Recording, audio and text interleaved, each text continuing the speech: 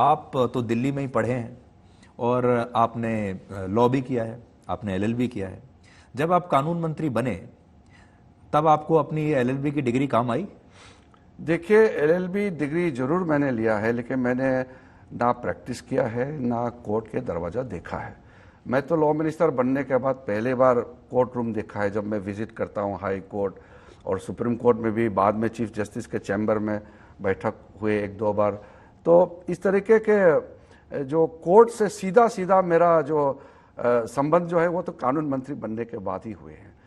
पहले मैंने एलएलबी जब कर रहा था तब से मैं ऑलरेडी सोशल काम में लगे हुए थे। जब आप एलएलबी कर रहे थे आपने सोचा होगा कि मैं लॉ करता हूं, तो क्या सोच के आप वकील बनना चाहते थे, जज बनना चाहते थे, या आपने कभी सोचा था एक दिन आप कानून मंत्री बन जाएंगे? नहीं, जब मैं एलएलबी किया हंसराज कॉलेज से पास करने के बाद फैकल्टी ऑफ लॉ में कैंपस लॉ सेंटर में मैंने दाखिला किया, और वहाँ जब एलएलबी कर रहा था तो मैंने सोचा कि अगर जो सोशल काम में जो कर रहा हूँ, अगर वो उसमें ज़्यादा मेरा ज़रूरत नहीं पड़ा तो मैं वकालत करूँगा, मैं प्रैक्टिस करूँगा। मैं सीरियसली पढ़ाई कर रहा था, लेकिन पढ़ाई करते करते मैं हमारे समाज के कई कामों में मैं इतना वहाँ लग गया था कि उससे बाहर नहीं आ पाया।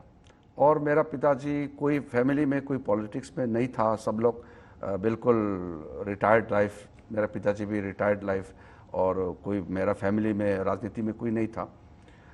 तो मैं जब लीड रोल लिया तो फिर जनता से एक आवाज़ भी आया कि आपको चुनाव लड़ना चाहिए, और मैं विद्यार्थी परिषद के साथ संबंध रहा है, तो फिर भारतीय जनता पार्टी में सीधा एंट्री हो गया और फिर चुनाव लड़ा। लेकिन मैं अपना तारीफ नहीं करना चाहता हूँ, लेकिन 90% जजेस, नॉर्मली जजेस इतना खुल के नहीं बोलते हैं, लेकिन जब मिलता हूँ तो बहुत अच्छा से पेश आता है, और मुझे कहते हैं कि आप बहुत सरल सहज तरीके से आप काम करते हैं, हम लोग बहुत खुश हैं आपको एज ए लॉ मिनिस्टर, सारे जजेस कहते हैं। और कई लॉयर्स भी सिमिलर लाइन में मुझे कहते हैं, तो अच्छा लगता है कि हमारे प्रधानमंत्री जी के लिए, पार्टी के लिए, सरकार के लिए अगर मुझे लोग मेरा काम से पसंद है, तो मैं भी तो इंसान हूँ, तो अच्छा तो लगेगा ही। वो 10% लोग कौन से हैं, 10% जजेस कौन से हैं जो आपको पसंद नहीं करते? 10% वो लोग हैं जो, चाहे वो जज रहे हैं या अभी वर्तमान वकील है, वो बीजेपी का विरोधी है, सोच ही बीजेपी का विरोधी है। नहीं तो आप मान लीजिए कोई सुप्रीम कोर्ट में जज रहे हैं, आज रिटायर हो गए हैं, सीधा सीधा हमला करते हैं प्रधानमंत्री जी को, हमारे सरकार के ऊपर।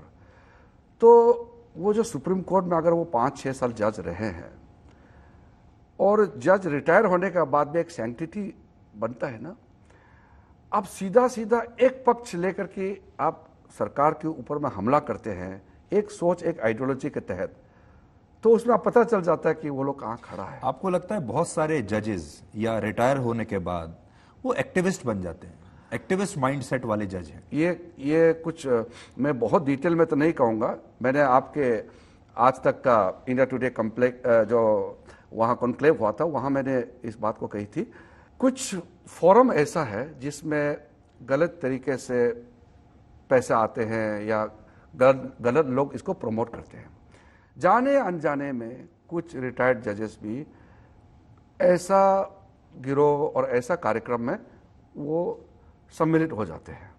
मैं सीधा सीधा अभी नाम लेके नहीं कहता हूँ, लेकिन हाँ, कुछ लोग, मैं इतना कह सकता हूँ कि कुछ जजेस अननोइंगली शायद अटेंड करता होगा, जो उनके स्पॉन्सर्ड कार्यक्रम में, जो सरकार का खिलाफ करने के लिए ही स्पॉन्सर किया जाता है कार्यक्रम, और वहां जाते हैं। तो बात वहीं आ गई जो आपने कहा था कि बहुत सारे फॉर्मर जजेस जो हैं वो एंटी इंडिया गैंग में शामिल हैं।